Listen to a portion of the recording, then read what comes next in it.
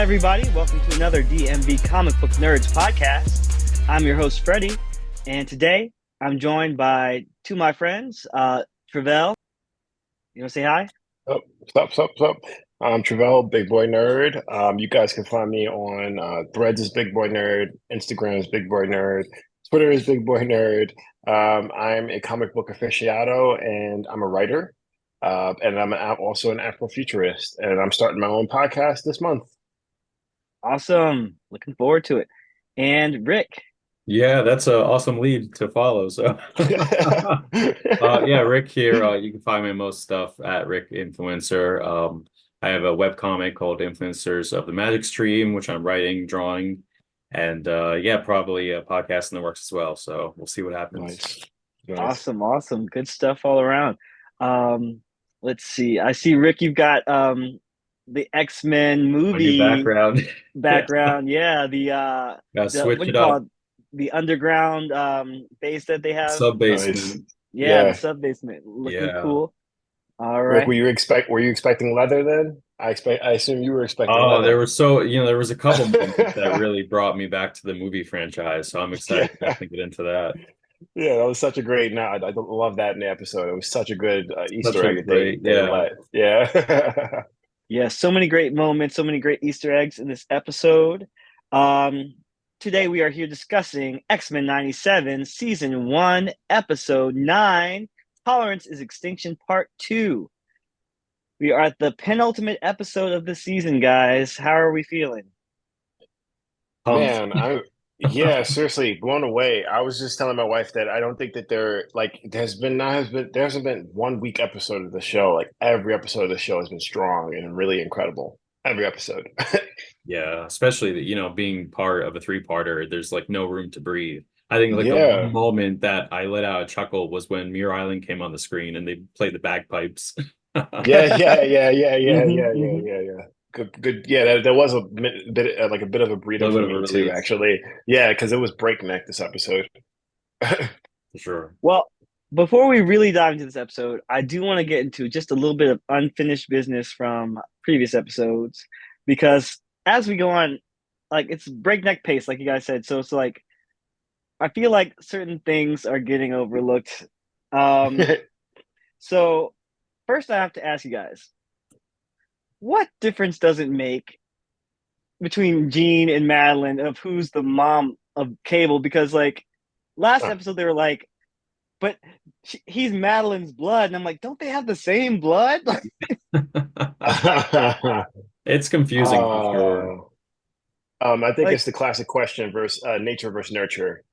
I think it's one of those classic questions. Yeah. Yeah, and if I'm to speak from personal experience, I was adopted. I was raised with my grandparents. My grandfather was married. He married a woman before I was born, and when I was born, he adopted me. So the woman that raised me, I considered my mom. But as time went on, I became very close to my biological mom. So me and her are very close. So I have two moms in my life. So this particular position that Cable's in, I really struck a chord with me. And I identify with that positioning around having two parents, two moms in this case, and trying to like be able to like find some level of agency in how you speak about that. I think that as Cable being who he is and being a part of his own like narrative, him trying to figure out his own narrative of who he wants to be as an adult man, he has to make these decisions around who he can call mom, who isn't his mom. And I think that there is a lot of complicated, like huge complicated nature of that to parse through is with the X-Men, because the X-Men really made a lot of decisions for Cable yeah, I before agree, he but even got there. mostly I'm just saying though, like taking the fictional context of the situation, Jean Mhm. and Madelyn, like Madelyn is a clone, and like, and they have the same memories, and they have the same DNA, and they have the same powers. So it's like I don't I don't know why uh Cable makes such a huge distinction between the two. I mean, especially now that Madelyn is presumed dead, like I feel like I'm surprised he's not embracing Jean more. Like even in this episode, he's still kind of Well, I think like there's that whole time that Madelyn actually was carrying Nathan, and that was Right. probably the most human connection he had before he was shipped off for the future. And then there was Right. also that point where she was implanting that impression in his head and telling him, why they had to send him to the future, and that endearingness, maybe that's something that he, held on to for all the time that he was, to survive on his own. So, but no, I definitely see your point. It's confusing and the lines are certainly blurry. But I think also to Trevel's point, like it's probably a protective nature of who he assigns that title or role to. Right. I just got to follow up with what you both were saying.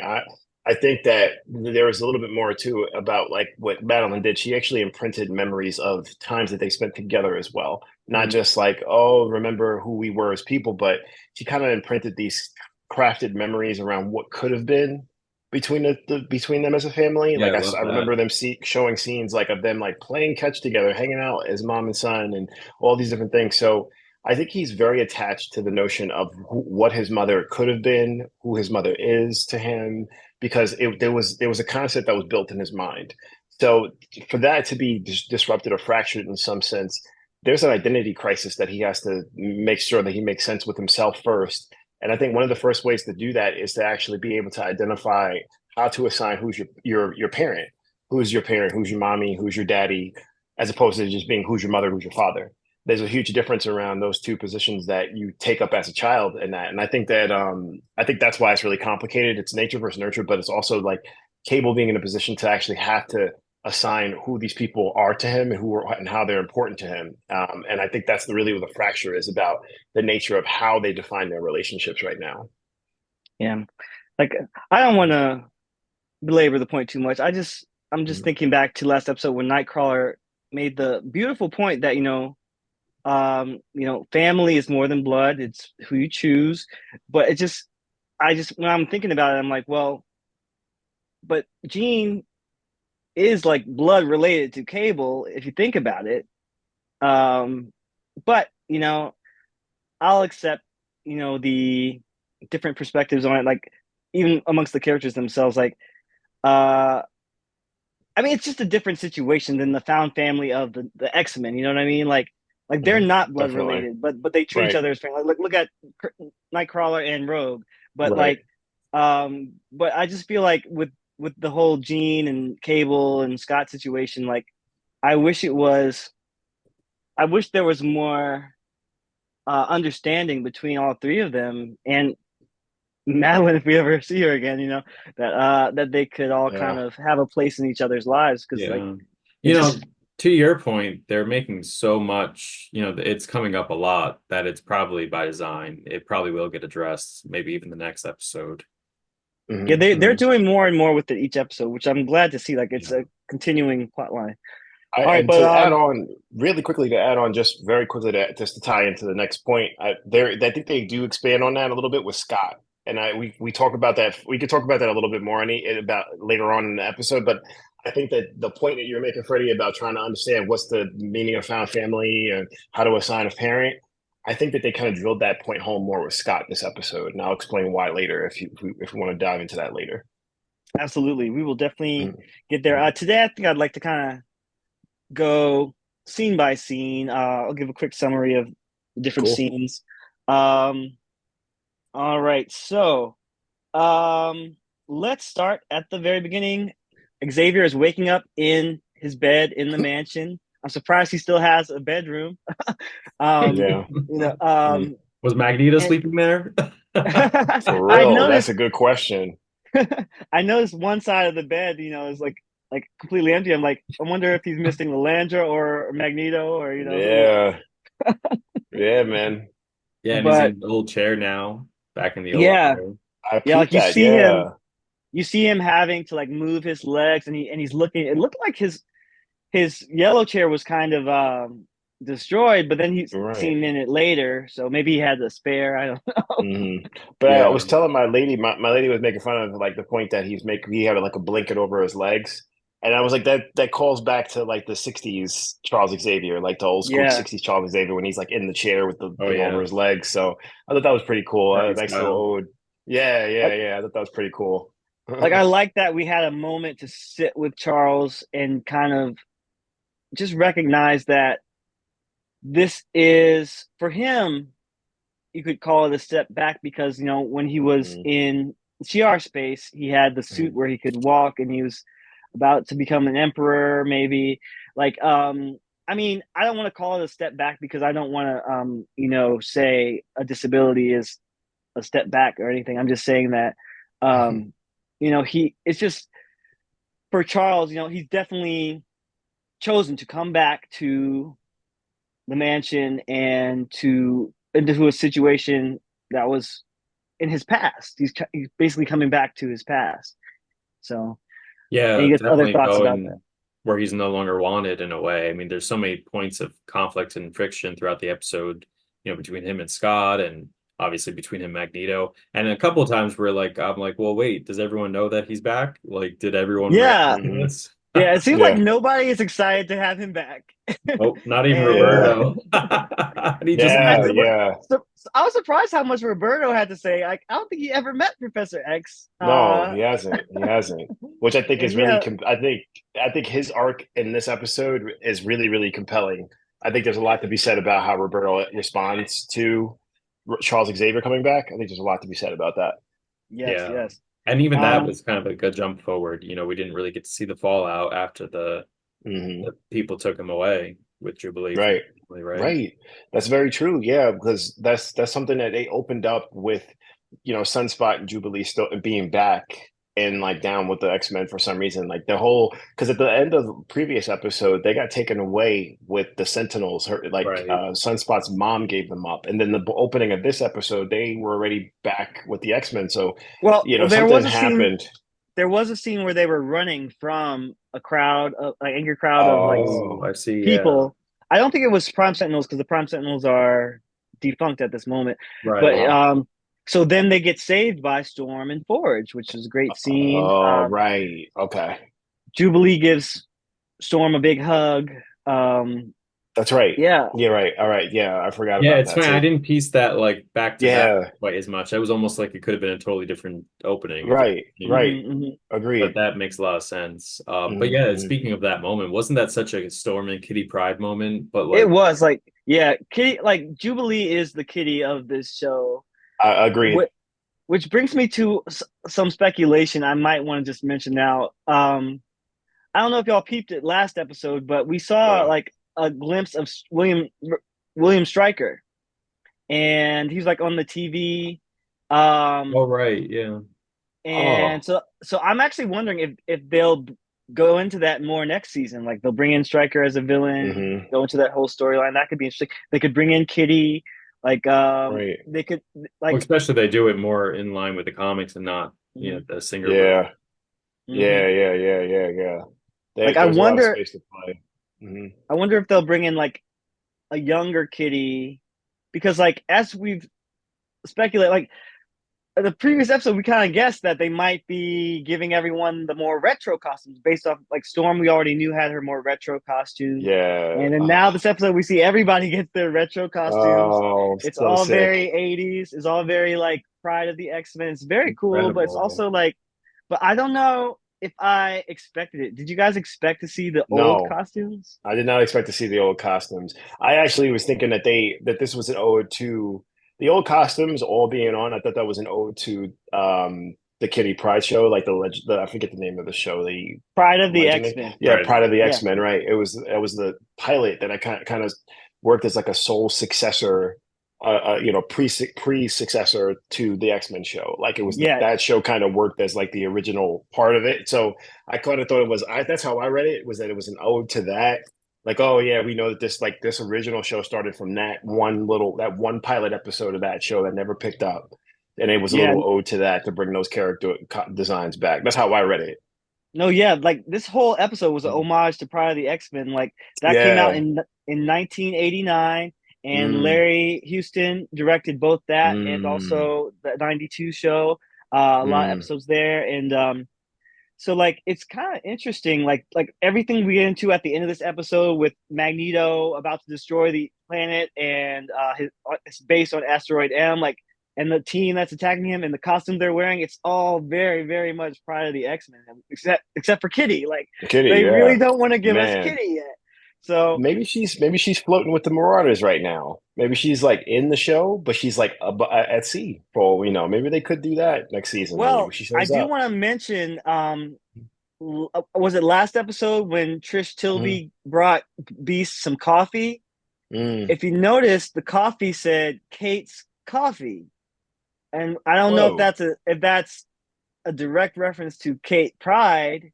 Maybe she's Oh. older in this universe. Maybe she's running the coffee shop because I think that's going to be her new status quo in the comic books. I don't know. Like She's gonna make maybe Whoa. coffee, a barista. yeah, Huh. like God. maybe I'm being too like nerd brain trying to like find all Right, Is these there this any was made such a things. little thing? bit in the past. But But yeah, to get back to the costumes, I was totally thrown all, I thought they were actually gonna put like everybody's gonna get their best costume, like they were gonna mix them up. Hmm. So to like actually go way back, homage to that classic series and give everyone, be brave enough to put those on screen is such a gift. Agreed. yeah. I couldn't agree more. What did y'all think of Cable's like Marvel versus Capcom 2 outfit? I Oh thought that yeah. I was liked freaking it. great. I thought it was Yeah. great to see. I was like, And wow, this more is was like, more from yeah. Exiles. I think it was Yes. from Exiles. Yeah, yeah, that's that. Yeah, I think that was from that era. Because I was like, because like what came to mind first was like, I know it's from that era, but like Marvel vs. Capcom, that video game, like, because that was his outfit in that game, and it just popped right into place for That's me. But awesome. yeah, that's that. Yeah, this Exiles, as a matter of The only fact. one Now I that I'm thinking wish about it. Jubilee got the Generation X uniform. I felt Oh like this yeah. one's a little too modern, but I guess because Roberto, bought it for her. Well, I Also, mean, yeah. that would make Hmm. me really mad if we don't see any other Generation X Right. members. Like we Yeah. can't have the costume without the team. And That's then Right. true. and on top of that, like it's kind of a similar feeling with Roberto. Like I was gonna save my complaints about Roberto for the last episode once we finally see the full arc of his story. Because like I mean I don't entirely hate it, but I do want to just remark on how different it is from the comics. Mm, mm, And I mean, we do see him in like the classic school uniform here. But again, none of the other New Mutants are here. right. Uh, it's kind of like, It looks great though. Yeah, he looked yeah, cool. It was sharp. yeah. Yeah, yeah, I yeah. mean, I'm not complaining like 100%. I'm just complaining a little bit. What do, No, I But what hear do you. we what did we think of the costume decisions for Rogue? Because I noticed that Oh, Rogue had I there was loved an it. I love that she was wearing Gambit's coat. I Yeah, love yeah, that that. was great Oh, too. I thought that was so great touch. good.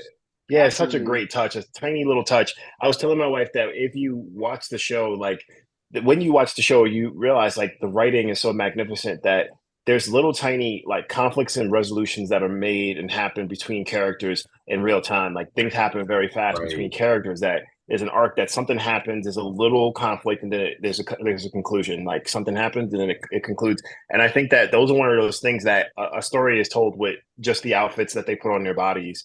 Like every time they change their outfits, then you like know that they've hit another stride and where they're at when it comes to their storytelling, with their character development. And I think that the changing of the outfits really signified that in this episode, and I thought it was really well done. I was really proud of it. Yeah, 100%. Even down to Jean Grey's costume. A lot of Yeah. people, of course, we're all sick of it, but again, it just Nah. signifies that, precursor to maybe something bigger, and Hmm. Hmm. that moment with Cable, I said it once, but um for me at least, it called back to the wave in X2. Like she's holding, Mm, like she could easily like pulverize her son, but she's obviously not going right. to. But that moment when she said she loved Scott, it definitely called back to Mm, the Phoenix Saga, Dark Phoenix Saga, and then also that moment in X2, which was in itself calling back to that same arc. right. Right. Ah, so good. They were so good. There, one little thing I do want to mention before we move on to the next thing, I thought was really magnificent was when Jean Grey is like talking and then she's like having a speech or whatever. But when she mentions Morph, she says them. And I thought that was really, really magnificent. I don't know Oh, if that was anyone when noticed Rogue. that. That was Rogue, yeah. Rogue, sorry, excuse me, when Rogue was actually having her speech and talking to Professor X, she mentions Morph, but she mentions Right. Morph as them. I thought that was magnificent, and it's such a small little tiny touch. that has huge implications, and I was really proud of that. So I just wanted to mention that before we move on because I will forget it, but I really was proud of that. Like I do want to mention that scene because like it was so interesting what Rogue was saying. Mm-hmm. She has a very meta line there because she says, let me see. She says, hell, Morph was barely on the team 30 minutes before we tossed him to the Wolves. I'm like, was he really only there that short of amount of time? Like, I You're know talking that, about the first time, right? The first yeah, episode, in '92, yeah, and Night like, of the it's Sentinels. so Yeah, it's so funny because like from our perspective, it was like 30 minutes, you know, because it was Oh a yes, 30-minute yeah, episode. But yeah. Well, that's not even. I but mean, great, a right? combined weight of 30 minutes. I mean, like he's in the first like 2 minutes of the episode, and then as the season goes on, he shows up as tiny bits. So I think that all together is probably 30 minutes. He's in the series completely. That's but what I he really think. but he died though at the end of that first episode, Right. and Right. then and but I gotta say though, my thought Mhm. from the old series, I thought Morph was there longer. Like I like his relationship with Mm. Wolverine. I assumed that he knew them longer than just like that one episode. But it's hard to say how much history they had before the show started. You know what I'm saying? Like, Mhm, mhm. um, but it's just funny how many meta lines they throw in there. Like there's a line a few episodes back where Bastion was like, "You villains have been trying to get the X-Men since '92," Yep. 92, and yeah. I'm like, I love that line, but then on the flip side of it, I'm like, that's only 5 years ago from when this Right. series takes place, so it's not that long. Right. That's true. Indeed. So why is Bastion so mad? But anyway, but it's kind of funny because if you think about Bastion, like he is descended from a Nimrod from the Mhm. future who went back Right. in time to when Xavier was in college. Right. Uh, so he's been around a long time, like, or at least he has long consciousness of mutants. So maybe that's why he's so mad. I don't know. Yeah, Maybe. speaking of Bastion, that was such a first of all to get the clarity right up front. They talked about, I think in the flashback, the opening that previously on that he's basically a mutant sentinel, like a human sentinel. Which like yeah, I understood that, but like in terms of like what does that actually mean on the show and in the context? And then that one point when they said that Cerebro picked up on him, and in my head I'm like, well, wait, is he a mutant or is he a Right. sentinel? And I didn't realize it's actually because he has how do you say it? Technopathy. No, yeah, Technopathy. It, technopathy, right. yeah, he's a Um, technopath. and that is Right. how he communicated with Cerebro, and that's how it picked Mhm. up on him, not because he was a mutant. Oh, not because he was a mutant. Right. We Fascinating. And then we there's, we I'm sorry, I was just Oh, finishing. There was just that one point where he's talking to his mother in the bed and yeah. he's saying it's Uh-huh. quiet now because Magneto disabled everything. It's just so Yeah, powerful. that was how the whole Oh, episode opened. Yeah, and um, and then huh. we got interesting tidbit that Professor X actually tried to recruit Bastion, thinking he was a mutant way back when. Right, Mhm. right, right, right. Like, it's really nice how they're like And the weaving this secret, into the whole and Yeah. Storm story. was like, if things played out differently, he could have been in the original lineup. Including the original lineup, right. Right. I Wouldn't that hated be Professor X crazy? this episode. I loved to hate him, but I hated him so much. Yeah. I actually I didn't hate him. I got to a point in which like I had realized that like his idealism has cost the team a lot. And that's something he's so very unaware of that I can understand why people would find him really frustrating. I actually think there's a scene with him and Scott that I want to talk about that I think was like quite powerful. There's actually two scenes with Scott that I think was quite powerful that kind of feeds into what we were talking about with Cable before. But I figure we talk about it when we get to that point in the show because I know that we're You can go for it right oh, now. we You can go go for it. for it. Okay, there's a scene in which like Scott confronts Professor X, and he's like, "Yo, bro, you've been gone. I wish you would have told me how like what your plans were and why you were trying to do these things." And Professor X was like, "Well, I was trying to make a decision," basically saying that he's making decisions on behalf of Dean Gray and Scott, and it was like, "You guys have been under my wing from the beginning." Blah blah blah blah blah. And I know that at the end of it all, like you would have just ended up right where I'm back at now. Cause like I'm back here, you're back here, like that type of shit. And Scott just scowls at him and walks away. Doesn't even say a thing, doesn't acknowledge him. And I thought that was really, really powerful. But equally as powerful is that a scene or two later, when Rogue is having her big time in which she's talking about everything and talking about Magneto. Well, actually, rather not even like there's a time in which before Magneto shows up, they're having a discussion, and Professor X is trying to talk to the team, and Roberto speaks out, and he's just like, "Hey, what blah, blah, blah, like what about this, that, and the third?" And then Scott cuts him off, and Scott's like, "We don't have time for that. The blame game is over. We need to do this. We need to do that." And the way I read that, which I thought was really fascinating, was that for one, Scott, my wife and I were debating this because Scott kind of cut off Roberto without before Roberto had the opportunity to really voice his concerns. And I, at first, was like, that was the right thing that Scott should do. Scott should cut him off quickly, like because the plan is for them to work together to try to stop Magneto as quickly as possible. They only have 12 hours. They're trying to do it quick. My wife was like, you know what? It's really important for him to actually be able to voice his concerns because without them voicing his concerns, they will not be able to work as a cohesive team. And he may actually dissent. Like Roberto may actually feel like he's not being heard, especially because most of the things that he's heard about Professor X comes from the rest of the team. He came into this team with the rest of the X-Men being devastated that Professor X was gone. So his perspective around everything is like really, really small. So he needs to be heard. But Cyclops, because Cyclops' dad is Professor X, that's kind of his pseudo father is Professor X. Cyclops is always in a position in which, because he's chosen Professor X as a father, he'll always defend his ideals, even if he doesn't believe in his ideals. He'll defend his ideals and cut off Roberto and not be a good leader. I do have to say, though, I thought that yeah. was a great leadership moment because he's like, we Mhm. don't have time to argue because like the planet is about to be destroyed. Like I thought so too. literally, like the whole like we need to talk about, is Magneto right or is he actually See, wrong in this case? that's what I mean. Because his actions have had huge repercussions. He's blacked out the planet, Mhm. and he's messed up the magnetic poles. So it's like now the Earth could really just be destroyed. They mentioned True. like an hour. Like there's a time limit. Like they say before the day is They done. did say Like the we don't hour. have. Yeah, like they're like we need to go deal with this right now. And Right, right. Gene kind of started that off too, that like, you've got, the world's ending in what, 12 hours? And she's like, you've got to make this quick if you're gonna hash anything out right now. But yeah, Right, but also that's to Gene. the No, Gene did that. Scott cut him off. Gene was like, let's hear him out. And I think that right, because they did not give them the space to communicate those things and create a cohesive team that actually feels psychologically safe, that they could say something to Professor X or Cyclops and say in what ways that they feel slighted.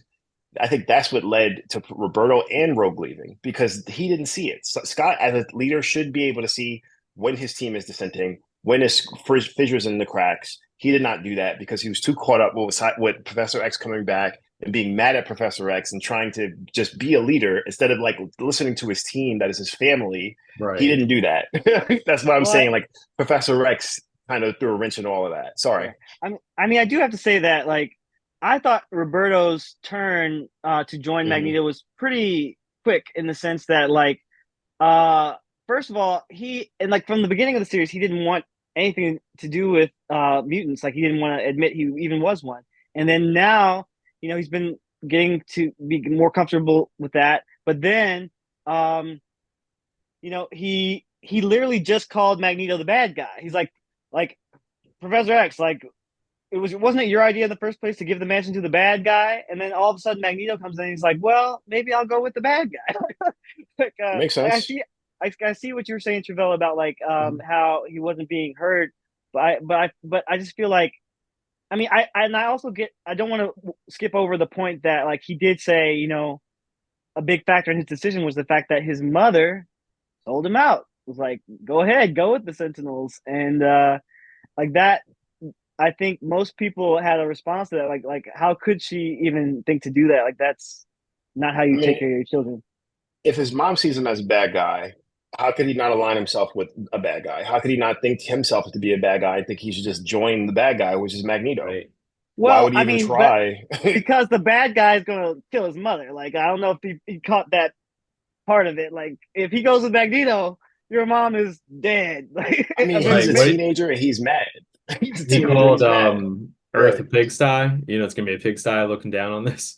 Hmm. And there was also that, he was kind of still apologetic, especially when Jubilee, they were kind of Right. tussling around, and Jubilee was Mhm. not having words. She was just throwing Right. down. And I think that that's kind of the inverse. That's the inverse of how that works with the being on, Professor X's team versus Magneto's team. Magneto's team actually validates people's rage and anger. His team does that. If people on his team are mad and angry, he'll validate that. He'll say, like, you know what, as leader, you have every right to be mad. This is why we're going to, this is why we should be mad, and this is what we're going to do to take action on being mad. Professor X, however, takes the non-violent approach.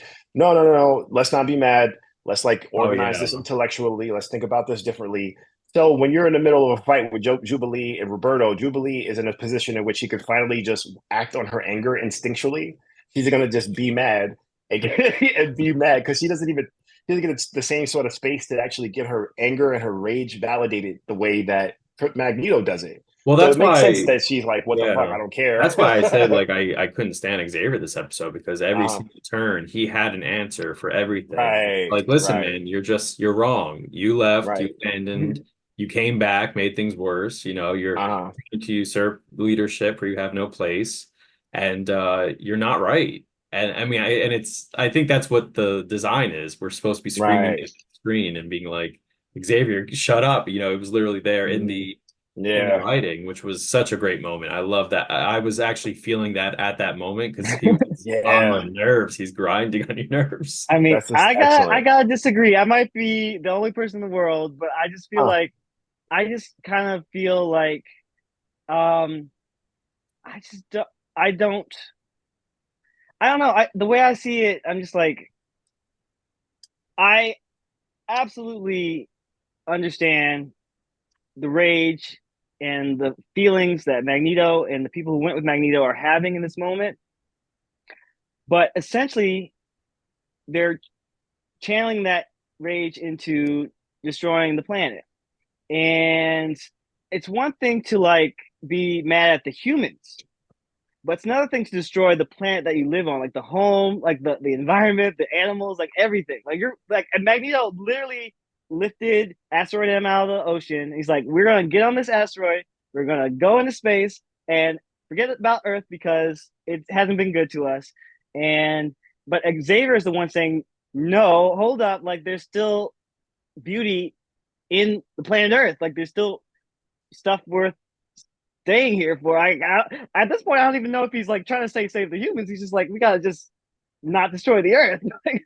I don't Well, know. I feel like you know it's I'm like not the saying Magneto is right, in that sense. I'm just saying Charles got annoying at this episode. yeah. I mean yeah, I can I'll see say that. this. I actually think that to me it becomes a question of it not being right or wrong at that point in time. At this the intellectual chess match between Charles and Magneto at this point isn't about right or wrong to me. To me, it's about being able to have the ability to not have to ask to exist, ask to like have a right to exist. Like I think that Magneto is under the impression that Earth, the whole sphere, whole globe of Earth is for humans. That's humans Earth.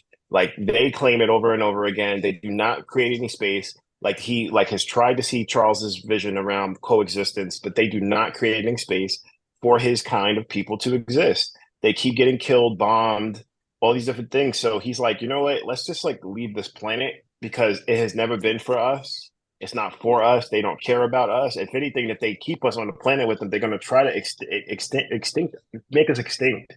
They've shown it all over again and again and again. Like they're going to try to make us extinct. So it makes no point for us. Makes no sense for us to like stay on this planet and try to reconcile what we've never had on this planet. I think that's kind of where he's coming from, and I don't think it's a matter of right or wrong. I think it's a matter of it being that he is so extremely uh, defeated and tired and exasperated. I think he's at a place now he just wants to survive, and I think that Yeah, his in his mind his best bet is to leave the Earth. I think but I that's think how his he sees plan it. is obviously flawed. I mean, he's resurrecting Mm. something that's already crashed into, wherever he pulled out of. Asteroid M And is, and I think is more of a reaction than another answer. Mm. I agree. I think it's overreactionary to be honest. Like when you think about it, like you said, asteroid M has already crashed. Mm-hmm. Is it functioning? Is there like, base on there that, I mean, I guess thinks he can rebuild it, but that's beside the point. But one thing Xavier knows that Magneto does not know is that space is no kinder to mutants than Right. Yeah. Earth. Like wait till you go up, take Even asteroid M up to worse. GR space. Like they're gonna That's a good point. You're start a right. war against you too. So it's like, You're right. I'm just saying, like, I just think, Magneto is acting on emotion, and he's not considering the long term consequences or the the toll of his actions. Like he's mass death. Like you think Genosha was mass death, killing the entire Earth is billions of people. Like and animals, like I said, everything. But I just think, I do kind of feel like, for me, I'm looking at um the right and wrongness of it, because it's like revenge politics versus forgiveness politics, or like rehabilitation, or or abolition. Like I think, like, from what I've been learning about abolition as a practice, like you have to have some kind of uh belief that, you know people can be redeemed, or can't, or if they can't be redeemed, then at least, like, I don't know, like, we're kind of not trying we're trying to minimize the state of incarceration. We're trying to minimize uh you know violence that is just perpetual. So I just feel like, I don't know, like maybe I'm getting a little too uh philosophical about these things, but I just No, think, not at all. Not at all. No, it's really but interesting. It I definitely don't think sparks a so at all. conversation. but No, yeah, what I do you think guys this think? Like, is go ahead. no. I think first and foremost, I don't think that you're getting too philosophical. I think this is the purpose of these characters in order to ask these philosophical questions. I think they serve the role to ask these questions. But I actually do not think that Magneto is acting out of emotion. I think Magneto is acting out of a place of being hurt and being constantly afraid and trying to assess what he's gone through in his life. And everything he's gone through in his life informs him that there is no feasible way to handle this besides trying to just straight leave Earth. I think that, like, he's seen so much trauma, and I think one of the last things that was kind of the breaking point for him was everything with Leech on, and how that, sustained him. How he understood that the only reason he's alive is because Leech sacrificed himself, and he promised to this child that he would protect him. And it's one of those things. If I'm to borrow from James Baldwin talks about how, one of the scariest elements of being a black man, black American, is understanding that the kids that come after you, you can't protect them from the reality of what it is to be black. That there's nothing you could do. That as much as you try, as much as you try to change the world and try to make it more equitable, like that kid or that child that's coming after you is always going to have to befall the same fate as you.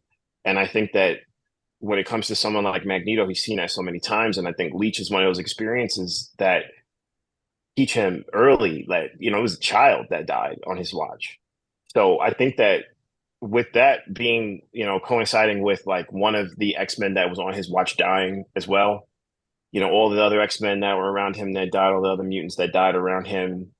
I think that his decision right now is a lot more focused and a lot more measured than people like to think, because I think that we don't validate anger, especially for minorities. We do not validate their anger, and we don't validate when they destroy their own environment in order to seek some level of retribution or justice. It's similar to when Mike Brown was killed in Chicago. Like they tore up their neighborhood, and people didn't understand. They were like, why would you do that? It's your home. And they No, say that they say, like, it's not our home, like, and I think it's a similar thing with the X-Men. They're like, Earth is not ours. They've told us over and over again it's not ours. So why are we trying our best to like try to coincide with them? And I think that's why a lot of folks that are watching Magneto, Professor X is kind of that talking point to show that, Professor X is like, hey, we can still work in peace and nonviolence, and the audience that's watching has all this banked inventory from the last few episodes to watch Professor X say that and be mad at him because he's been gone and he does not know the full context of what all these characters have gone through. So as a viewer, you're mad at him to be like, bro, what are you even talking about? Nonviolence and peace and all this other shit. Like, people are dying, people are dead, and you're like out here still talking about this fluffy idea. And I think that's where a lot of the triggering around Professor X is that he's still being idealistic. Sorry. No, I understand that completely. I just think, like, I don't think that's the full story, because we did see that Professor X did witness the death. Like, he had a psychic imprint of what happened on Genosha. Like, he felt it. Like, him and Jean, all the telepaths felt the trauma of what happened, even if they weren't present when it happened. And on top of that, I just think that, I'm not saying that, we need to suppress the anger that the mutants are feeling, because, like, last episode when Trish Tilby was talking about riots and property damage, and Beast was like, that's not the same as, like, lives that are lost. Precisely. Like, I totally get that. Like, I do think there's a difference between property damage and destroying the earth, but I mean, I'm just but I'm just saying that I don't believe that Xavier is nonviolent. I don't think he's ever preached nonviolence. He literally has a whole school of soldiers. Like, all they do is fight. Like they're going to fight Magneto. They're going to fight Bastion. Like, interesting. I think there's self-defense. I think self-defense and being a peacekeeping force is different than actually just being a militia. Because I don't think they're a militia. I think the X-Force is more of like a militia. What did you think? What did you guys think about that moment when Xavier kind of, in a way, like, mind raped Magneto, like, all the pain on Magneto's face? Yeah. Well, before we even talk about that, can I ask you guys, from off last episode, was Bastion basically raping Magneto? Like, we never found out exactly what he was doing with Magneto, and a lot of people joked about it. A lot of people were, like, distracted. We were all distracted by the Speedo and everything. But, like, when you think about it, all he did was sexually violate Magneto. Like, that's what it seems like. Actually, he had him strung up naked. It does seem that way. Because I was waiting for, like, an explanation of what Bastion's plan was. We never got one. I don't know if we will get one, because now Magneto is, free. That's where I think sometimes it backfires. Like, I appreciate what you said before, Travell, where there's like, the story's going on in between scenes, but sometimes it is too much of a leap, or it's like a really important plot point that, like, makes it all add up at the end. So it is risky behavior, but sometimes it pays off, Yeah, so right. We'll take what we can get. But there was also that moment with Rogue where she, just totally fed up with Xavier's bullshit. And even taking Gambit's coat off and kind of leaving it with him. Like, if you want Gambit buried here, here's his jacket. Like, that's the last piece of him. Right. Yeah. Right. But to answer your question, though, about Xavier attacking Magneto, like, yeah, I thought that was quite a choice because of the writers, because, like, earlier in the season, Magneto was talking about, his relationship with Xavier. It's just, I mean, it's very interesting to me how it's essentially like your loved one is coming back from the dead, and, like, when they're dead, you can speak fondly of them, you can, miss them, but when they're back, it feels like a violation, like, because in real life people can't come back. So it would never happen. So you can't really, like, say how you would feel. But, like, in the story like this, it feels kind of like a betrayal. And on top of that, like, he's literally, like, attacking his mind like he did in the old series, and everybody's like, how dare you? Like, what the hell? He made why would you do that? Those images, good lord. Right. It's like a major infraction. But this goes to show, I think that also kind of feeds into, like, how Professor X really doesn't fully understand the gravity of what Magneto is, like, facing when it comes to his emotional weight and trauma. For him to, like, reach in his mind like that and, like, pull out, like, really devastating memories like that for him really shows that I think it really kind of indicates that he doesn't know how to treat him sensitively and, like, be empathetic to his experience. I think he's like, he respects him and respects his ideological clashes with it he has with him, but I'm not sure if he really truly, like, understands how to be empathetic to his experience. I think that like he wants to like stay in line with what his ideals are around like how he thinks mutants should be respectable in a lot of cases. But I think that kind of tends to, you know, harm people when you kind of present like respectability politics or things of that nature on your family, because like that's Magneto is like his brother, that's like his family. So I think that when you do that for the sake of like a larger society, you have to you run the risk of actually hurting people you truly care about. And I think that that's kind of what he did. I think he cares a lot more about his dream around how he's perceived in the public, as how the X-Men are perceived, than actually trying to like maintain some level of dignity and respect for the relationships he has. At least that's how I see Professor X, and I think that compromises him as a leader. That's how I see it. That's fair. I will say I do see it differently. Like I Mm. will say I do think that when Xavier does this, I think he does it as a last resort. Like I think Mm. you know, he sees what Magneto is doing. It's essentially like compare it to like a terrorist, basically. Like if a terrorist or a mass shooter or somebody is about to cause mass death, are you going to try and stop them if you can? Are you going to use whatever tools are at your disposal? For Professor X, his tool is his mind power. You know, like I mean, I mean, we know he doesn't always use it in the most ethical of ways, but like he does claim that he only uses it, you know, in times of like this, like facing a threat. Well, what did he Um, say? He said, I have to hijack his powers. Like, what an insane line. Like, Indeed, so well mm, much put. weight Thank you, there. And then thank even you. when, Cyclops shot him, to kind of disrupt it. And I wondered if it was truly because of what was going on with Jean and if they needed more time. But there was that moment of horror and kind of like disgust on Cyclops' face that he was going to such Right. extreme, This is what violating I mean. measures. Precisely. Thank you, Rick, because this is where I was going with that. Is eh, Professor X has a range of tools. He could have just put him to sleep. He didn't have to like put Right. him in this position to like witness that all of that pain again.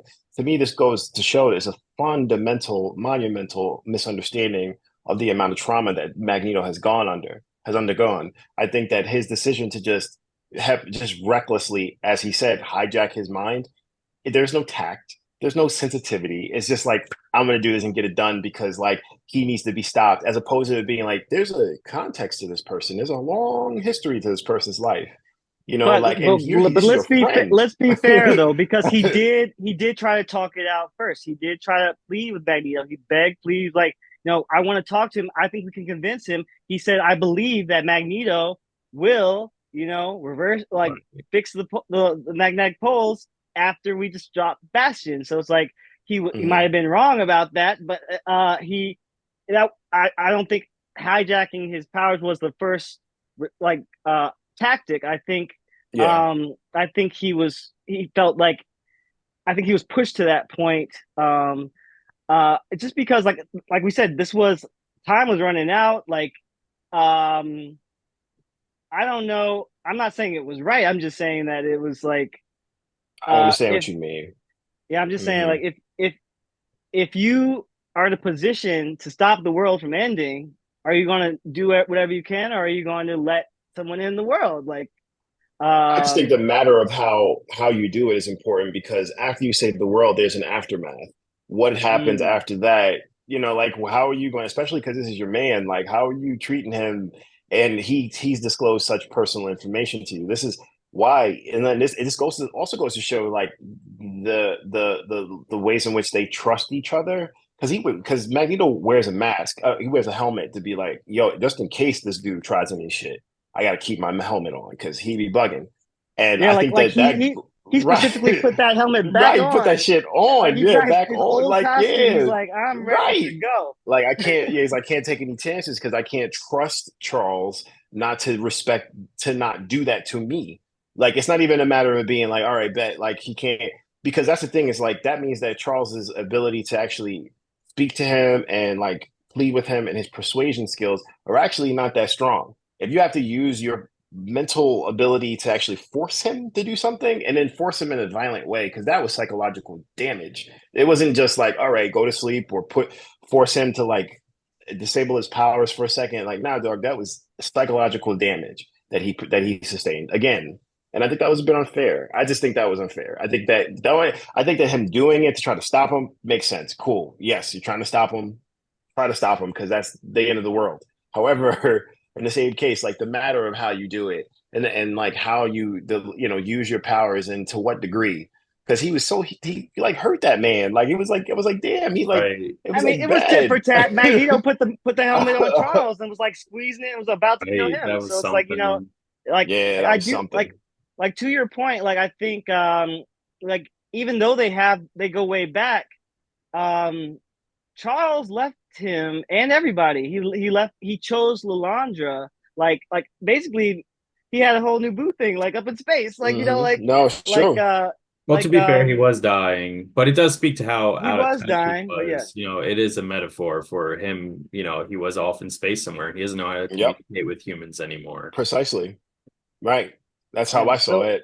So it's very complicated and very complex. I think you make a great point that like which is more important, the means or the end, I think that's the great thing about X-Men. Like you can kind of, analyze every perspective here, Yeah. especially when there's so many different characters and so many perspectives. I think that Professor X is a diplomat, and I think he's forgotten how to be a friend sometimes or be a father.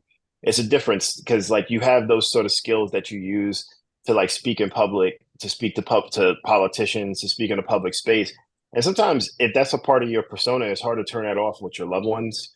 So when it comes to him being a dad to Cyclops and Jean and actually trying to teach them how to like take care of themselves emotionally. I don't know if he had those skills because he was being a diplomat. He's an ambassador. Like Charles Xavier is an ambassador. He's a diplomat. He's all those things. So when talking to a Magneto, some things might be lost on him. Sorry, you were saying.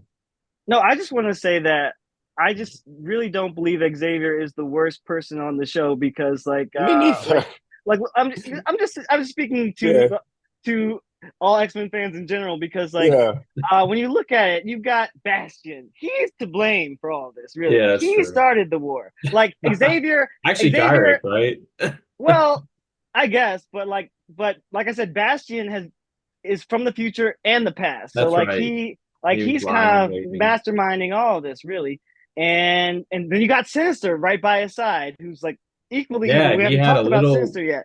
Powerful foes. Carving of this episode, right? And we'll talk about him more in a bit. But I'm just saying that Xavier is quick to fall on his sword. He literally tried to take the blame for it, and essentially what he's doing is centering himself and saying like, oh yeah, right, that's right. This is my fault.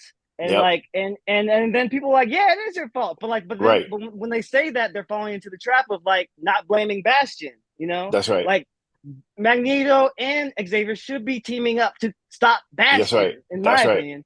But that's right. No, I agree. But I also, to follow up what you said, I think there's a difference between blaming and accountability.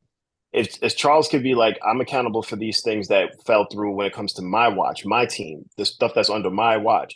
That's one thing. And in fighting and all the other stuff he needs to deal with, he's to clear house. That's one thing. However, blaming him for all of it is silly. He's not to blame. He's not to blame for all of the terrible things that are happening to the X-Men. However, he is accountable for how they respond to all of it. He is. He really I agree. is. I completely agree. And that's where they're at. He's not responsible for people being bigoted. No, but he is no, responsible for how they respond to the bigotry. Respond to it, right. And that's the same. That's the ideological clash between him and Magneto. They're both responding to the stimuli, which is Sebastian. This is Bastion. Bastion is the stimuli as to which their ideological ways of dealing with this conflict is clashing with. This is how they're clashing around it. Now, the difference is with Magneto's taking accountability. He's like, yo, he told Charles, he was like, dog, when you left me your X-Men, I saw to it to fulfill your vision. Now the time has come for you to hold me down. Like, will you actually cede to my vision this time around? Will you actually step up and be accountable and be there for me when I need you? Because I did that for you. So that's what I'm saying. Like, it's about Charlie Xavier needs to be accountable for things. Not that he's for blame, and not that he's the worst person there. I don't even hate him. I actually love Charles. I just think that he needs to be held accountable, and I think that we have a hard time in our society in general respecting that two things could be true at once. That he could be held accountable, but also not for at blame. And I think that this is a good example of that. That he's still like Charles Xavier is a hero. He's still a hero. However, he's still accountable for how these people are actually, faring under his watch. Like he has to be able to like work with that and respect that as a truth. And I don't think he does. He has a hard time with that.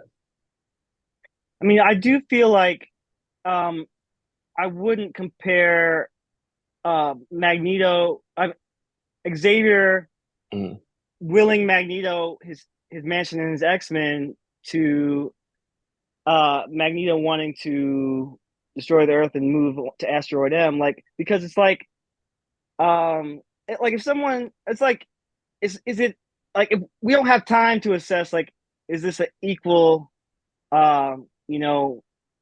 is this a mutual kind of thing, like because say someone does you a favor and you owe them a favor, but like then when they cash in that favor, they're like, well, I need you to help me commit a mass shooting. How about that? And you'd be like, well, no, like, no, I'm not going to help you. Like that's a little too extreme. Like, I mean, that's just the only way I can kind of frame this is like the kind of, and even that's like small scale compared to what I perceive Magneto is doing on this episode. Like last episode, I did not conceive that Magneto, like what he was doing to the Earth was like this huge scale. Right. But like this episode, they let us know. They're like, this is. They had Polaroids of it. Could you believe that? Nice. But I mean, how about that? I mean, let's talk about that last final clip. I mean, that shrieking. I mean, I thought it was bad when Storm lost her powers and the sound that she made, the scream. But Wolverine's scream, my God, it was. Oh man, I was like, I saw it, and it's crazy because we talked about this already, like how they tell little stories before they give you a payoff. I saw that happening. Like Wolverine got up close to him for a quick second, and I was like, yeah, it was like, oh shit, something's gonna happen. And then like he knocked his helmet off. As he knocked his helmet off, I was like, okay. Right. I was like, okay, all right, he's safe. He was like, he's safe. And then after everything happened, when he stabbed him, I was like, this is it. This is it. I said it to my wife out loud. I was like, this is it. This is it. He's going to lose his adamantium. I know it. It was like, I know it. I knew it. That's terrible. I saw it coming too. Like, I think on episode 6, I was kind of like speculating, is that moment from the comics would happen? At the time, I figured Magneto might have been brainwashed, but that didn't happen. And this was of his own free will. I mean, granted, I love that. Stabbed him. But like, first of all, why is Wolverine always going after Magneto in the first place? You have metal bones. You're an idiot. Don't do it. Yeah, well, I mean, wasn't that like interesting as well? Like, there's a running theme of the mutants holding back. Magneto, any time in X-Men history could do this, could rip out a skeleton. Right. At any point, Wolverine could stab and kill Magneto, and he's been holding back all these years.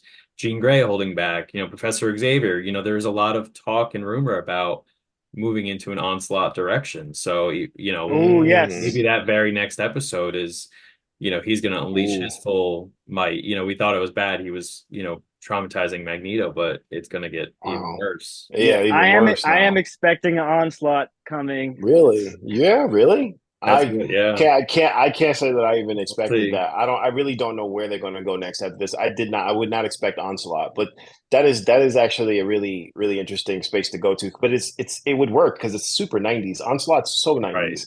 it would work. And if we think back in the comics, Onslaught basically reset the universe in a way with the whole Heroes Reborn thing. Because they can't keep upping the ante. Like first of all, where are the Avengers? Why are they not here? Yeah, I thought that the Onslaught situation, I thought Franklin Richards said to everybody, didn't he make like a pocket dimension and hide all the heroes in it when they were facing against Onslaught? Heroes Reborn, right? I think that's what he did. He like saved everybody, put everyone in the pocket dimension while Onslaught was tearing shit up, and they had to figure shit out while they were in the pocket. I think that's what happened. I don't know. We didn't talk about the Hulk. We got to talk about the Hulk too. Like, Damn. I was about to Trivia. talk about that with the Avengers and everything. Like we got a Morph Yeah. cameo. He said Morph smash, like Yeah, it's so so like good.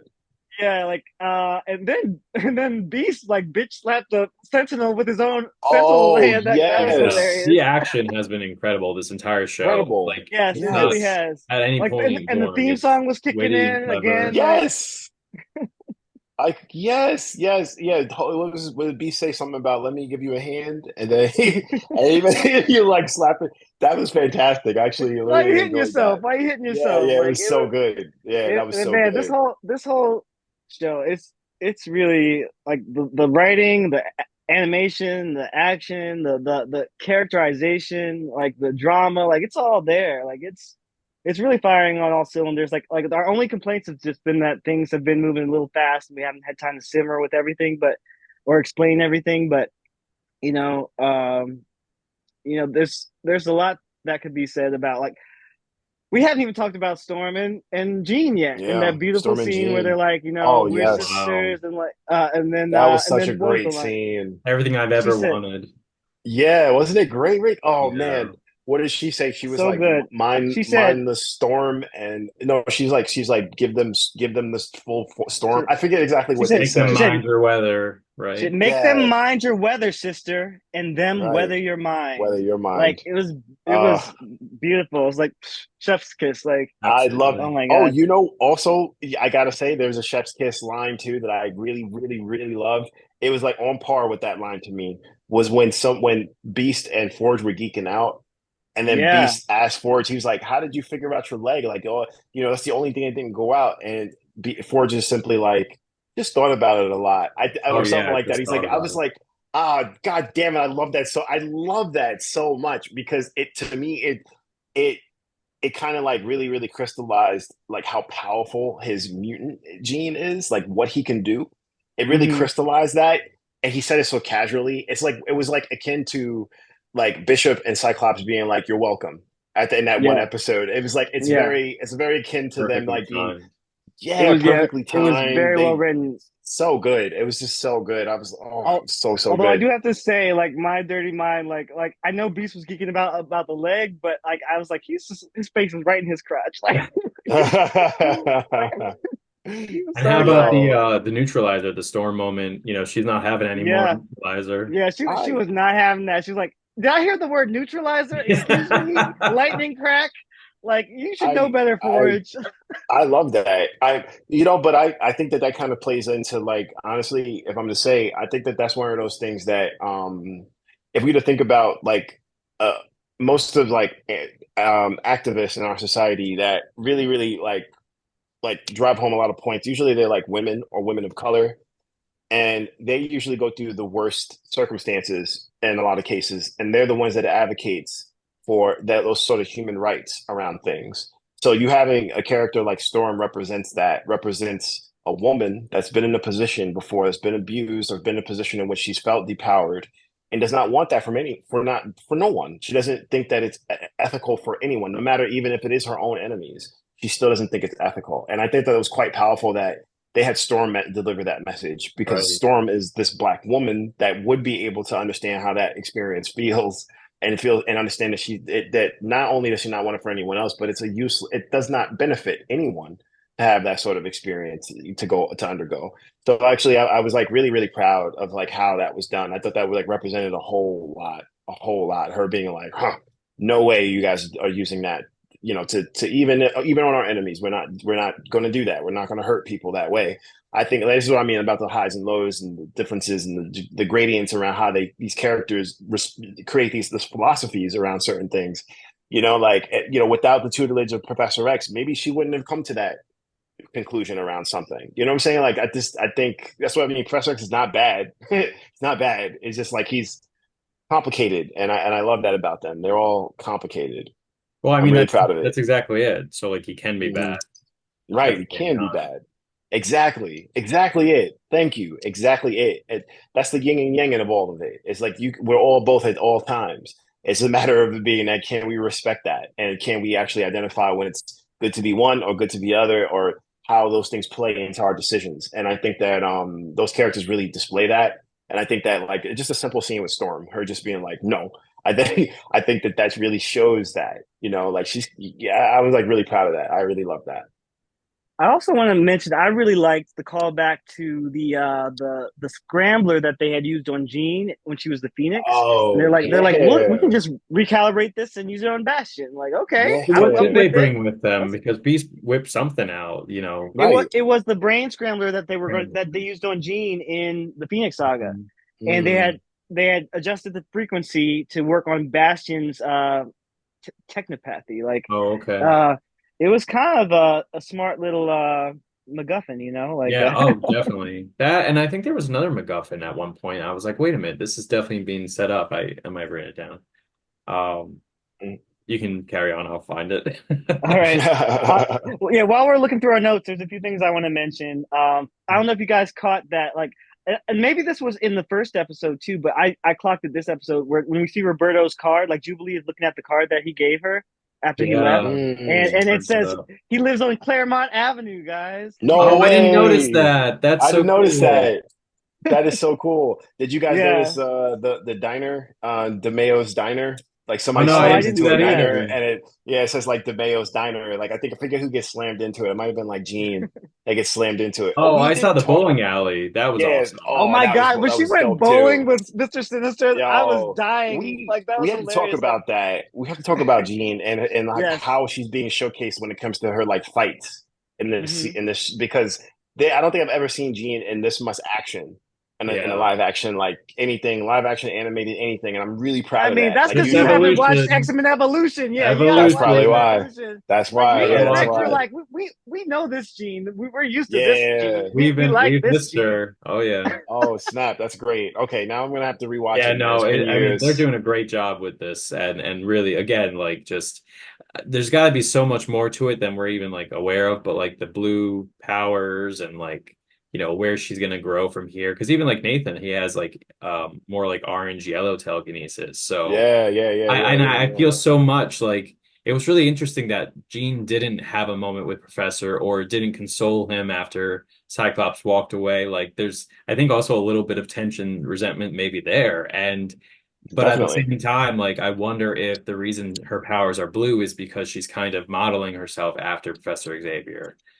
So I was interested to Ah, see where it like maybe she does kind of like let loose and because remember she had that line with the stars beckon for me and I stayed right. basically human for you like but Whoa. was it for Cyclops or was it she wants to be human but she isn't able to really be that simple kind of like Wow. you know. Rick, What a I've great got a question for observation. you. Great Yeah, observation. can I ask you a question real quick? Because I know you're a big Gene fan, but I also know you're a big Maddie fan. So I'm like, Yep. which one do you like better? If, Oh like, yeah, do you have a 100% preference? Gene, 100%. Nice. Um, Nice. but I mean, again, Madeline is totally a reflection of Gene, so it's Mhm. just more Gene the better for me. Except Hope Summers, I feel bad, but I never really connected with her just Yeah. I yet. mean, I have a question. she's very Yeah. removed from the Mm, Gene side of it. totally. Like, go ahead. You had a question? Oh, I was simply going to ask Rick. I was going to ask you, what is it about Gene that you actually identify with? Because I was going to say, like this go around, there's different X Men I identify with for different reasons, but Cyclops I've really identified with this round. But you've talked a lot about Madeline and Jean, so I was curious, what about them do you identify with? Do you care? Do they draw you in? I'm just curious. Yeah, I would love to you know. know, I guess it is pretty obvious that I talk so much about them. I think it's great. Specifically Gene, I think there's Yeah. just something to the holding back piece, especially as, Mm, growing up as a gay man, like you mm, were holding back a piece of yourself your entire mm, life and still as every day you only feel safe and allowed to show a certain side of yourself. And even then mm. it's like you can't show that full self. Um, Right. but then there's also a piece of her that's so much, she tries so desperately to be good, but it comes off sometimes passive aggressive or sometimes she Mm, does fall into full aggression and mm, she's kind of ruled by her temper at times she's ruled by her mm, emotions but um so I feel like she's such a great study in mhm, just in terms of the emotional processing of things and mm, reflection of loss and how that affects mm, her family And then also again that her coming back to life and what does that mean for her teammates, and she's been so removed for so long. How does she readjust? But and then as for Oh, Madelyn, I feel like just that I think a lot of fans have talked about just that total mhm. like disservice, the way she was kind of just shipped off and written out when they especially Claremont spent so much time cultivating a complete, Mm, fully brought to life character. So wow. I love Madelyn when she's not the Goblin Queen, like when she really is Oh, just a human character, or even with powers, um, right. but not when she's like her ruling Limbo is like a cool character beat, but like it's not where Mm, I feel like she like should be confined by. Like I don't want her to be a wow. villain. That's why Yeah, I thought this series did such a great job of me too. touching on it, but they Yeah, allowed her to be human again. yeah. Thank you for sharing. I think that's No, a thank you. magnificent point of view. I think that's a magnificent point of view. And I really appreciate you saying that because now when I watch Jean or read Jean, I'm going to be looking at her with that extra layer. So I appreciate you saying that. Thank you. Thanks Like for asking. I like your Mhm. point about the Goblin Queen aspect of Madeline because it's like I have to say on this show it came and went and it felt very Mm, like questionable. Like where did it even come from? What did it mean? Like like was this just a darker side of Jean that we had never seen before, or Madeline, or at the time we thought it was Jean. Don't get me Right, and they started, kind but of made it like Sinister's Control, which is similar to now with Cable. And what does that that do? It brings out ex, your repressed ex, emotions. exactly. So right. like that's why I was when Cable turned this episode and we saw the diamond on his head, I was like, we're about to get Goblin Prince. Like, is he Oh gonna man. like go Goblin? Whoa. I guess we didn't have time for that, but Yeah, just that would have just been an I'm just interesting choice. yeah. Hmm.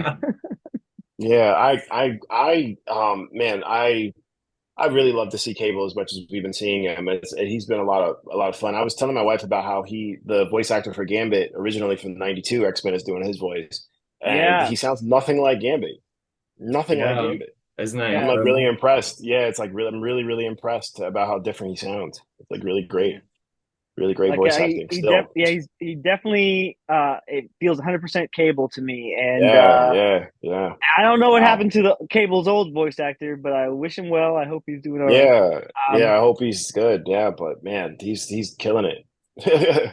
um, Really. I on the topic of Cable, you know, I also have a question about him. Okay, guys. Mhm. So we've seen he was born in this series to Madeline and Scott. Mhm. All right. Then they sent him into the future. He came back. Is this a different Cable than we saw in the old series? I don't think so. Just because they had that moment in the old series where Jean recognized the familial connection. I don't know if you remember that. I do, but also Right. like, but I'm just saying like, but we also saw his future timeline and it was different. Like this Cable comes from a timeline where Bastion turned it into a utopia for everyone but mutants. Whereas in the Oh, future that's timeline we right. saw, it was more like Mm, apocalypse and like mm. Well, and then there constant was also battle. the I w- virus, right? At one I point, I don't think Well, it's a I think that different was more Cable. with Bishop, that but was like Bishop's future. if Okay. maybe it's the same Cable, but was his history rewritten? Yeah, I think I every think time that's it, what it yeah, is. It's rewritten. Yeah, I think it's the same. I think he's just a character outside of time, and maybe and he he doesn't exists. change. Yeah. Right. He doesn't. He just Like, exists, and he move like because the nature of who he is to be outside of time. He himself is the same Cable everywhere. That's how I kind of like Rip Hunter. That's kind of how I read it. How Rip Hunter. I don't know if anybody knows Rip Hunter from DC Comics. DC? Yeah, Yeah. yeah, yeah. I mean, Rip Hunter kind of has that going on. He's Booster Gold's son.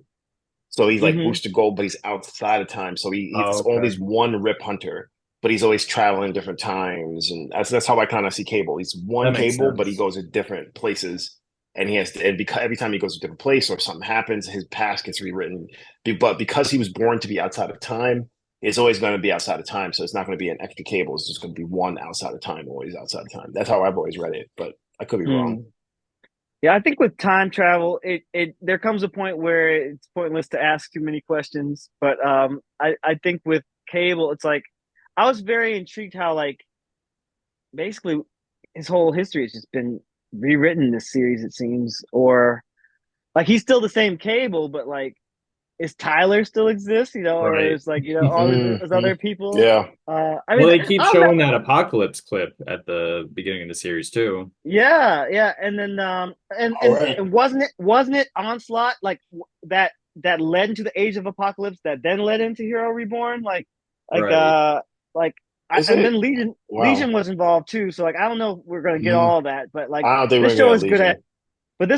this show is good at streamlining things. So Mhm. I do think Throwing a we'll Morph get. cameo. Yeah. Oh my Yeah, gosh. word. That's the idea of a morph cameo. I noticed too with the cameos and like the characters that show up, there's it's the characters that showed up on that had their own show in the 90s that they could pull from. So I saw Stark Enterprises. There was like a building with Stark Enterprises on it, and there was an Iron Man show in the 90s. There was a Hulk show in the 90s. Spider-Man shows up in the show. There's like all these shows from the 90s. So I think that those line of properties, if they wanted to revive them, they could revive them because they get featured in the X-Men show. So I think that this is strategic. I think that Spider-Man showing up is strategic. I think that they're going to restart that show. I think they're going to do a reboot, and I think That'd be they're going to have a awesome. whole. Yeah, I think if they don't, I think that they're just leaving money on the table. They can reboot all of that stuff. They can reboot the Incredible Hulk. They can reboot the Fantastic Four show. They can reboot all of that stuff and just keep it moving. Especially nowadays, I think that we're on the precipice of like an American animation renaissance. I think that Mm. we're at a space now. I think X-Men really has paved the way. I don't think that a lot of streaming services expected this to turn into what it turned into. Not at all. So I think that I don't think that they expected it, and I think that we're about to hit another precipice when it comes to Yeah. animation. And I think it was I do started think by so. the Spider-Verse movies, to be honest. Yes, A yes, different indeed. way I of doing agree. animation. I agree. And I agree. Yeah. it'll Yeah, I be, I agree. just can't wait. I saw even the articles, they want to have as many episodes as they possibly can. I'm Mm, here for it. I'll be I'm watching here episode for it. one. I Well, I hope gotta that say, yeah. I Uh-huh. I think it's kind of a Pandora's box because like as much as I love this stuff, like I've said a million times, I believe animation is the best medium for superheroes outside of the comics Yep. and Yep. um maybe even a little bit better because it's like in motion. Like I don't know, but all I'm saying is that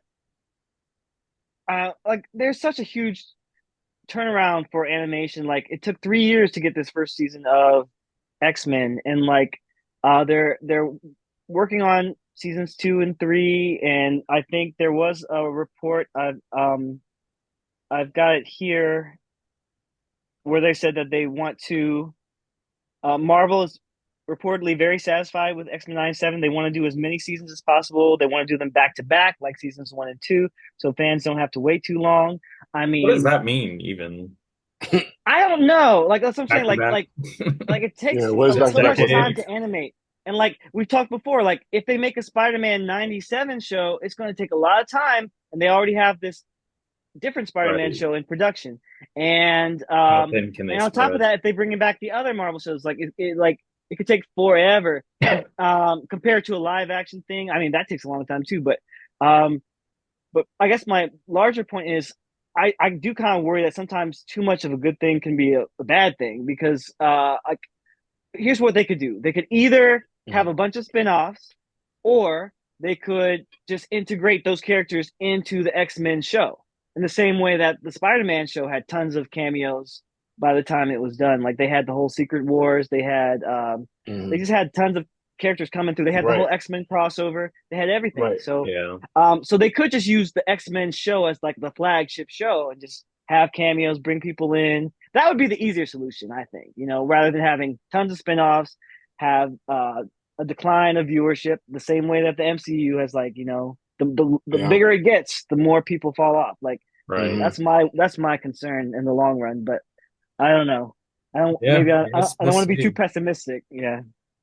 We'll I Like see. think that I honestly think that if Marvel does decide to do something along those lines again and like actually, do more reboots with different shows, I think that they're going to be more judicious and very, very like careful around how they roll it out and how often we get those things. I think just a simple idea and a simple concept of them doing it every week. They could have just dropped all these episodes at once. They're trying to control the narrative a little bit more, control the anticipation, they control the hype. And this is what I was saying recently that I think that if they were just to collectively release, like not collectively, but if they were to change the date in which these episodes come out, they come out on Saturday mornings. That would change like everything. I think they would have more, Yeah. like most people that watch it are around our age group anyway, because it's a revival of an older show. So I just think that they would. I think that as time goes on and the more successful this show gets, they'll make more strategic decisions around those things. So I I do hope think that even so. if we get more, it won't be like overload. But my one of my biggest questions that remains, I hate to speak about it because it's just so controversial. It's just like Beau DeMayo, they that we've got no new updates really about what the situation is. Um, you know, we have to figure out how much credit does he deserve for the quality of this show, and also Most of what it. what happened, and also well, I mean, there was a whole team. There are other writers involved. There Mm, are directors involved, animators. Like it is a team effort to make this show. So, and definitely, I think definitely. everyone has acknowledged that. But he has been like a central figure in it. He was the showrunner. He He he he created it, wrote and he's the showrunner. showrunner, Yes, right? absolutely. So like you can't deny the impact Hmm. he had because like he's on Twitter every day talking about how much this meant to him and how Live watch much parties. uh, and what was going on behind the scenes. So like what? This So is he's doing watch right. parties. Right. And So that's what I think these Disney, whatever it is, he's making money for Disney right now, even though he's not even employed for them. The watch hmm parties and giving everybody all this homework to read, to watch old Right. episodes, hmm all of that all goes back into Disney's pocket. So whatever it is that he like did with them, they need to fix it. I don't, I'm of the camp of thinking that does not have a hierarchy and have a monopoly on morality as much as Disney likes to think. So whatever it is, I'm more inclined to believe Beau that whatever happened to Beau was unfair because I, Disney is I the corporate overload lord. So yeah, like at this that's what I point, kind of like to no one believe. has the moral high ground. Like we don't know what You happened, don't and we know just anything, unless right? until we learn more, we can't really say like I or at least for myself, I can't Mhm. say bring Bo back until I know why he's not there in the first place. Like, but at the same time, I'm like, if they're talking about more seasons of X-Men without Bo DeMayo, like that seems like it could be it might not be the same that we're getting now. Right. It might not be the same quality. It might be Quality, better. It no, might be worse. Like who's Yeah. to say? But We're gonna have to wait and see what they if it ever comes out. I mean, it might be a total NDA yeah. situation. But I do want to but mention surprising. a rumor that came out today. I don't know if you guys saw this. I'm pulling up right now. Do you It think he would said have more bad blood? I mean, he's not even like Right. speaking out about it in a negative way. Like he's not speaking out he's about it. No one at speaking Precisely. Disney as is if speaking he's out still about it. involved. Right. I don't know what's going. I think they're talking around it. Like he's talking about everything but the controversial Right. things, and that's his right. I mean it really sounds like NDAs were signed, and that's the simple answer that like they've come to a settlement where they're not going to reveal Yeah. the details to the public, and we'll just have to continue to speculate. We'll But see.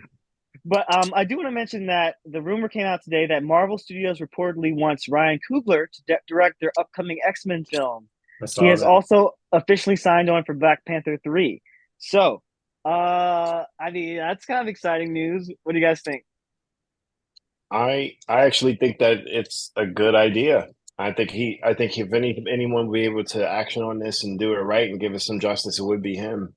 Especially if you're trying to like, revamp and revitalize what you want like the world to look like, the world building, like have like more of like a just a restorative look to like the whole franchise. I think that he's a good look. He did that with Creed. He started the whole Black Panther movement. He did phenomenal work in a short amount of time, and he's young. He has a lot of Yeah, mileage ahead of him. Like so if they wanted to do five X-Men movies, they could sign him on for it, and he could crush all of them, or yeah. like kind of take John Hickman route and like create a whole extended universe and be like, this is how this should go with this story, that and have more of a cohesive story. They could do that. Who knows? Rick, any thoughts? Yeah, I think I welcome the fresh perspective and anything to get away from any more Kinberg attempts. I'll be Yeah, very yeah. happy. So like, man, I love the Black Panther movies. If he has that much enthusiasm for X-Men, I'd love to see what he would bring to the table. Um, I I mean, I did see someone say today that, had things gone differently, Beau DeMayo might have been the architect for Marvel MCU going forward, off of the success of this. But it's hard to say if he was robbed or if he hurt his own success. We don't know, and I just I can't say either Here, way. here, I don't think that there is anything here. Disney is so powerful. Do you know that like if someone were to die on Disneyland's property, that they don't have to report it to the local authorities because they're their own jurisdiction. Disneyland is their own jurisdiction. That's how much power they have just in Florida, just in that one little plot of land in Florida.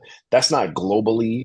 That's not like like they have so much sway and power over like public opinion around how we even think about these things. So I am much more inclined to believe that whatever happened with Bo getting fired, it was most likely because he lost out, as opposed to it being that he did something so egregious to Disney that they just couldn't handle it. Like I just like that's how I No, look I at it. mean, It's like, I kind of agree. Like, I mean, we know that black men, queer men, queer we men, don't right? get a lot of grace in society, No, we don't.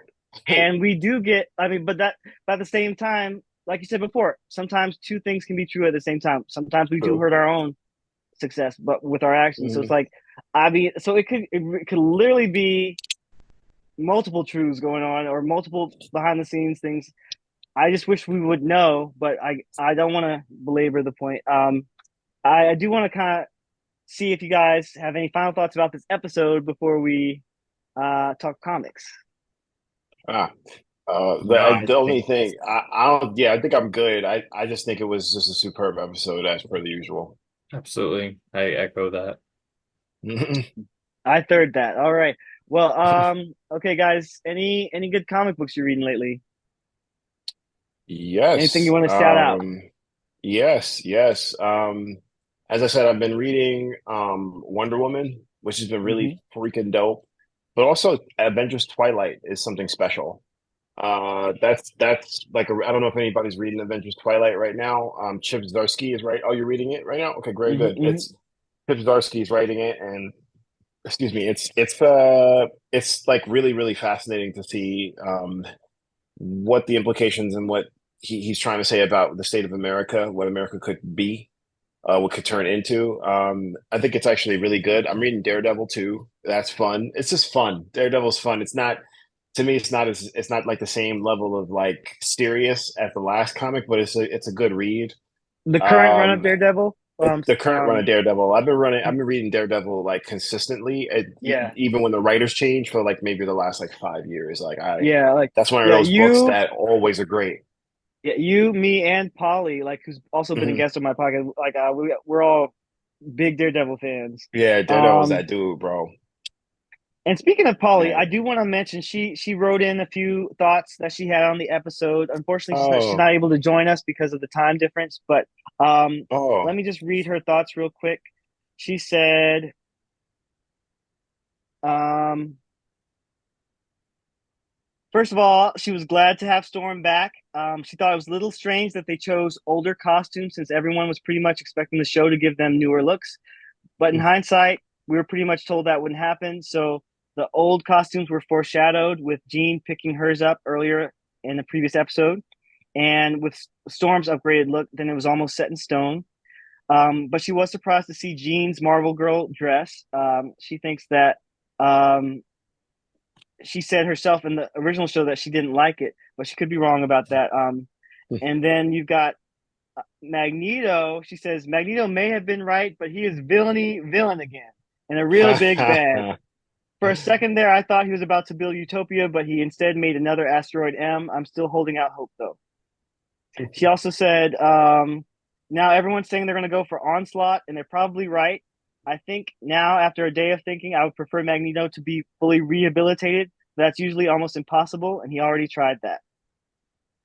She Mm. says that uh, she was not surprised that Rogue joined him, but a part of her wanted Rogue to keep Gambit's coat.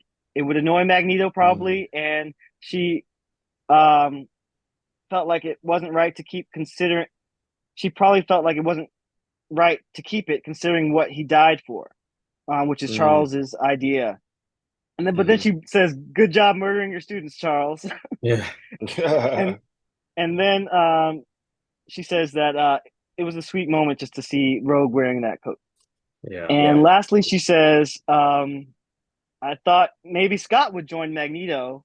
There was a good lead up to that, but for now, he's still Charles's star pupil." It's his son. We'll see. We'll see the next episode where we go. Right. Yeah. I mean, like, I think he's not going to join. I think that's his son. That's a father and son situation. I don't think he's going to leave him. I think he's I don't know. terribly loyal. Oh, I mean, yeah? there is comics precedent for him hanging out with Magneto from time to time. Yeah. Especially passing up that chair. That was definitely a Whedon. Not that I, think that's a good thing, but definitely we shall see. It would make a lot of sense. We'll see. I mean, now that he's back in his older costume, he's probably, going but back is that to more just of for a this mission? We don't vibe. know, because those are the Muir Island costumes that are left over. Yeah. The mansion is destroyed. It's not like they had time to dig up new ones. I mean, that's why they changed. Got it. I really think they're gonna blow this up at the end of the season and leave us on a cliffhanger for what's next. Definitely. I think next one decides. I think we're all kind of a lot of us have mentioned Onslaught, and I just don't even know what that would mean. Like, I just feel like me neither. I really don't either. That's what's best about it. So so I cannot wait until they announce when season 2 is going to come out, because I have no idea. Do you guys have any idea? They're likely to announce it before the next episode, the final episode. Oh, I think so. I think they'll announce when the second season. Yeah, I think they will. I think fingers crossed. Fingers crossed. Yeah. Fingers crossed, indeed. Right. Wait, so what is everyone else reading? I want to know. I was just about to say, yeah. I'm still trying to get to the JLA Morrison run. I really want to dig into that. It's so hard with, it's as it is. Watching today's episode on time was, a challenge. Right. I hear that. Can I ask? Do you know what issue you're on with JLA? I know. I actually just got it, so I haven't started. It's been staring at me in the face, and I'm so excited to dig into it. Yeah, keep me posted. This summer I'm doing that. Yeah, too. I will.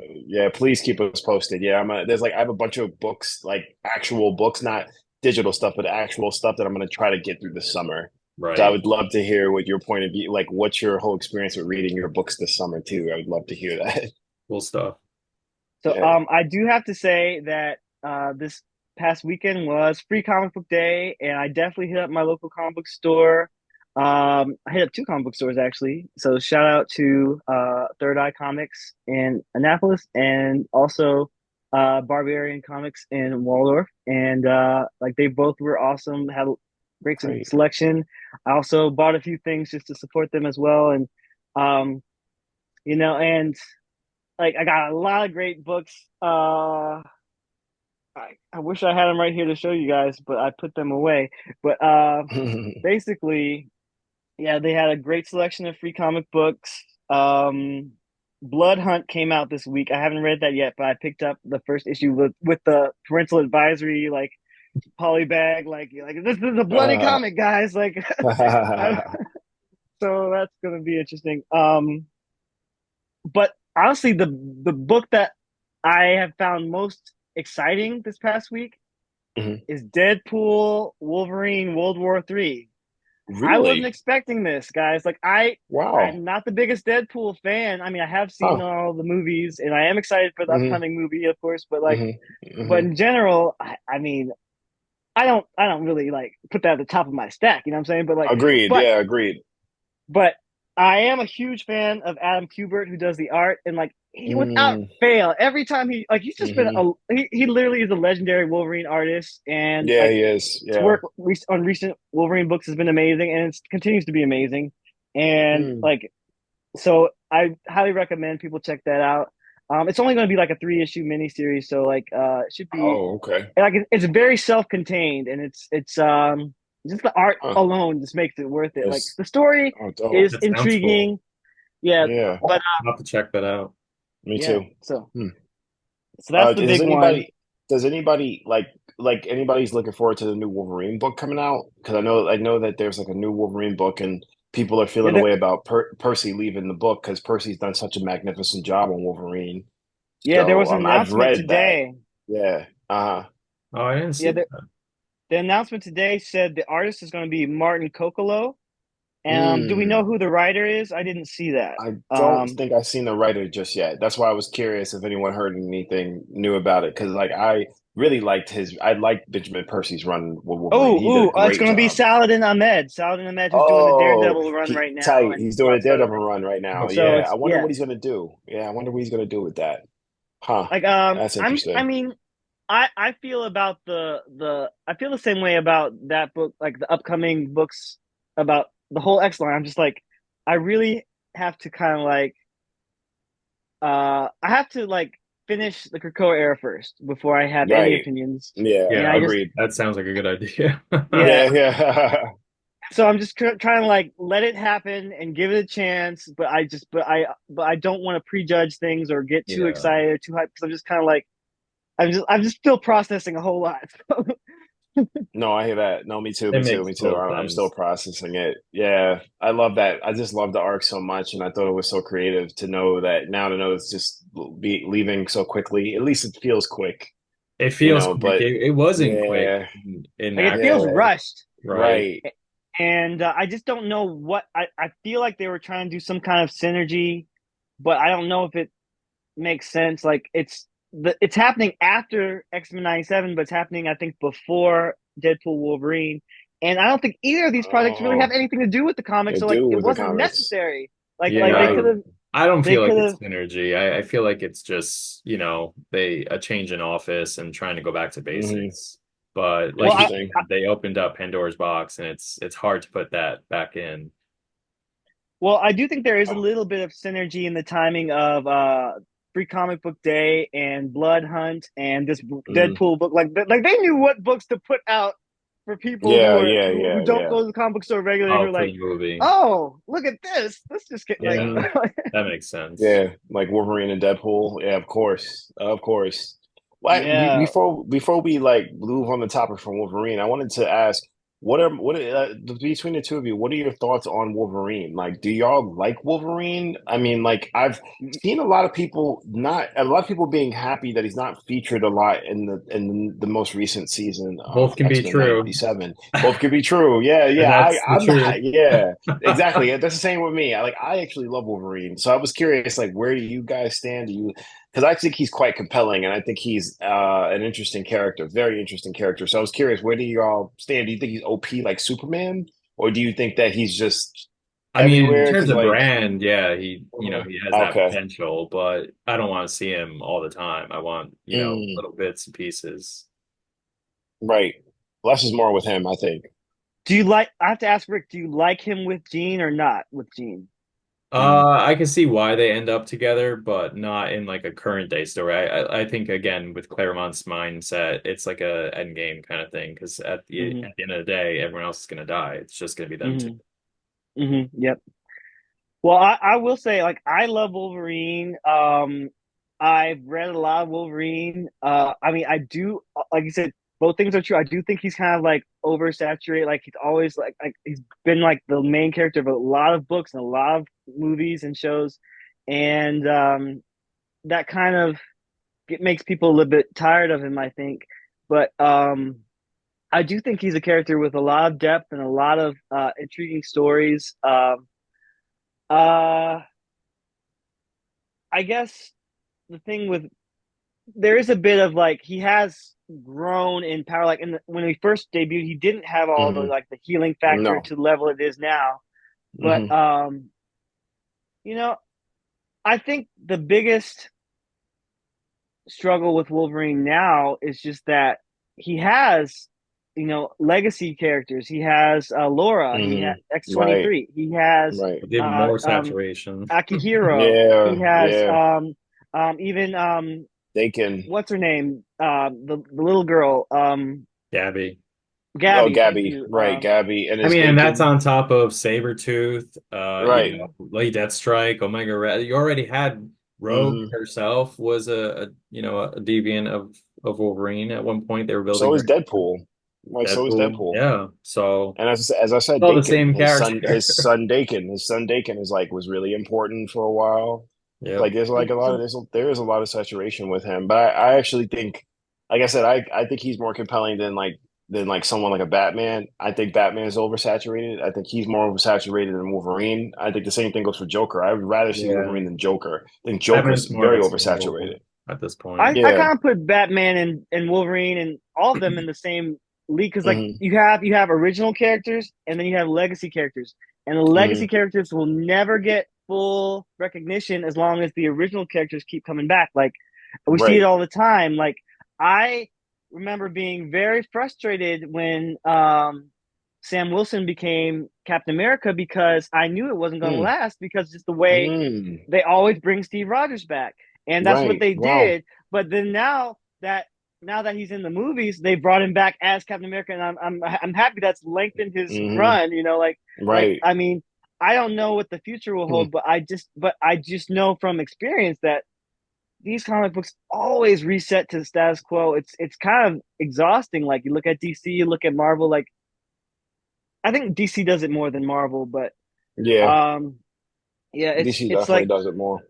but Well, I it's mean, that's very the big question is who's the audience? Like, are we supposed Right. to be staying on for as long as we have, or are they trying to set it up for the next generation to get a taste of what made X-Men so great and then go exactly. their ride? So we've outlived, overstayed our welcome, but Hmm. we're getting the animated series, which I'm thrilled about. I think they're Yeah. doing a great job. So Yeah. I appreciate, at least we're finally getting new material.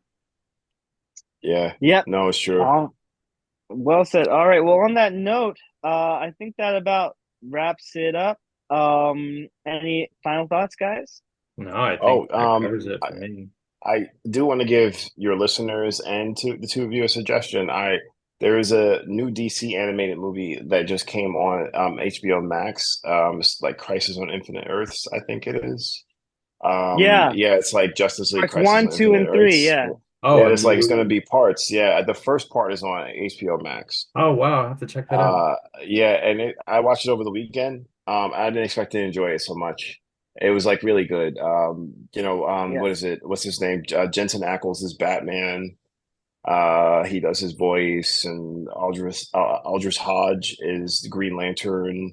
There's a couple of people that's in it, and they do. It's the voice acting is pretty dope. But I didn't expect to like the story so much. Story is actually really well done. So if you guys get a chance to watch it on your free Yeah. time, if you're waiting to watch something between X-Men, of course, checking out. Thanks for Yeah. I might have to check recommending. it out because Yeah, I've heard that yeah. like just to sorry for if this is a spoiler, guys, but Mhm. I heard it's bringing back Will Friedle from Batman Beyond. I heard it's Oh, bringing no back way. Oh Mark shit, Hamill and Kevin Conroy. I think this is Kevin Kevin Conroy, Conroy's last performance. last Oh, They're movie. that would bringing be back really Right. cool. OG Batman, the animated series, as one of the worlds. Wow. So, Oh, I can't Wow. wait to Wow. see that so then. Yeah, yeah. That'd be The awesome way to worlds pay were tribute. seeing how they show all the worlds is very cool. I didn't expect it to work as well as it done. It did, and the story could be a little bit rushed at times, but overall it's a lot of fun. I didn't expect it, and the voice acting and the choices of voice actors were really really cool.